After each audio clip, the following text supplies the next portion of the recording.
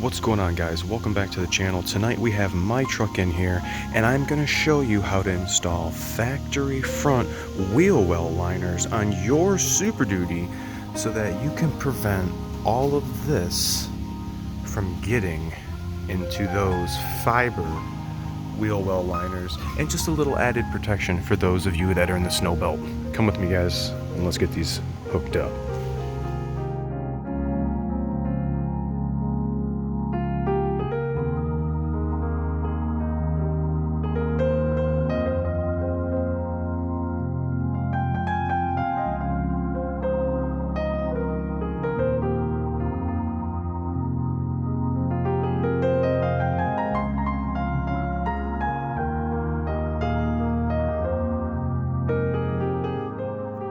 So some of you might be asking, why you would want to do this. I live in the Salt Belt, and it is about to start snowing out, and I really would not want these, well, for my first year owning this, into the winter. The ones that I have seen come in, and this is all slopped up with ice and just nastiness. That is one of the reasons why I want to install these, to keep a little extra protection in the wheel well area, especially with the salt and the snow, and just getting all nasty against this fiber stuff. So two options you can do. Either you can use a blowgun, and three options. Either you can use a blowgun, blow all the dirt and everything, all the loose contaminants away before you install it, take it to the car wash it off, and then let it dry for the next couple of days. Or get you a vacuum and just vacuum everything that is loosely on here so that you're not putting nasty contaminants on top of that liner. And I mean, I want to start, from scratch. So let's get to the liners. Let's open up those instructions. All right, so this is the part number we have for our 2020 Super Duty front wheel well liners, and I suppose this probably would fit 17, 18, and 19, but I looked these up for my truck. And like the rear ones I did, the video on it did come with some instructions, and this one has a couple of clips. Now, a couple things I'm going to have to do is remove these already installed mud flaps and a couple of fasteners that are already existing in the fiber liners already. Alright, so these are the instructions, and you can see it says 2017. T30 were for the bolts that were here and here. We no longer have T30s, we have 10 millis. They have updated the fasteners, but have not updated the instructions for this. However, I'm sure you can figure that out. We are not using a T30, we're using a 10 mil. This kit came with 4 clips, and I'll show you really quick where those are going to go. We are going to have one clip go here along, and we are going to have one clip go here, and the other one, I believe, go right here. But we'll get this loosely installed.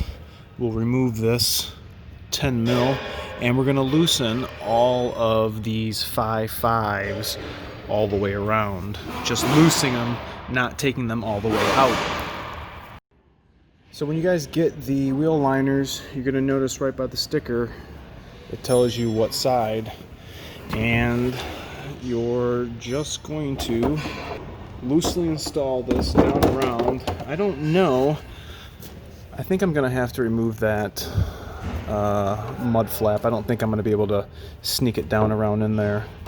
I was trying not to do that, but yeah, I'm gonna have to loosen these 7 millis up, and then I'll just slip the liner down and around in there.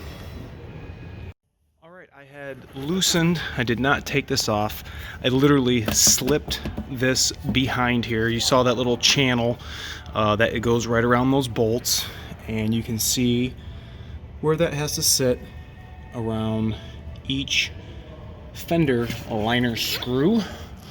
Make sure to get make sure to get the liner up over the spring pocket, and you can see how it's all worked around.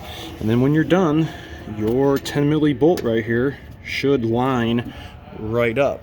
So right now what we're gonna do is I'm gonna get my 7 mil, go ahead and tighten these ones.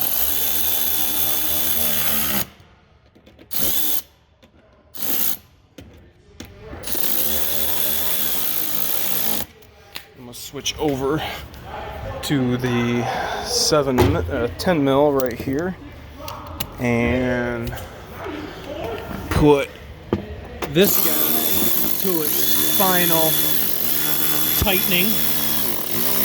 Okay, and then we'll go around and we'll get all of the 5.5s. And again, we're just snugging them. You can use hand tools or you can use electrics like I'm doing. That's it. No problem. No problem. And then, yeah, we got them all down here. So the last things we're gonna do are gonna get these clips. And for the left-hand side, let's bring this over. We are going to install these clips. They're actually going to bite right into the plastic. And you can see we have this line right here. Okay, so we're going to use that as reference. And we have that line right there. So it shows this coming up with both pieces together like this. So I'm gonna do that. I cannot do that with one hand. I actually thought that way was better with the two pieces of material. I'm gonna leave it like that, but this one, can we secure it? Wants us to put it right here, and I don't know if I'm gonna be able to get that one in the spot that it wants. Let's see if I can do it. Alright, I got it on, and I had to put it right there. I felt that there was a lip right on the fiber part that would not allow me to achieve the flat plane clamping together of both pieces, and I could only achieve that right here, which I don't think is bad. I mean, it's looks good. It's not loose, it's not flopping around, and that's really all I'm going for. So you can see they're both moving together. I mean, I'm flopping one right here, and you can see, I mean, it's not coming off. So I think I'm happy with that.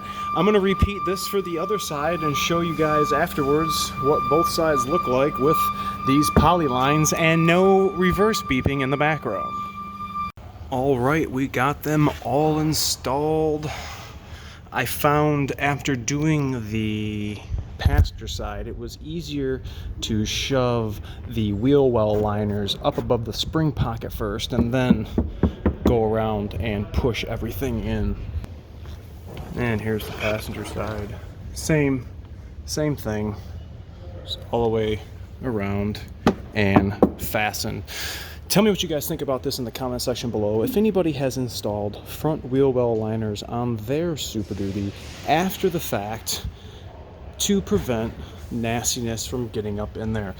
Tell me what you think, and make sure to like, comment, sub, share, and I'll see you guys next time.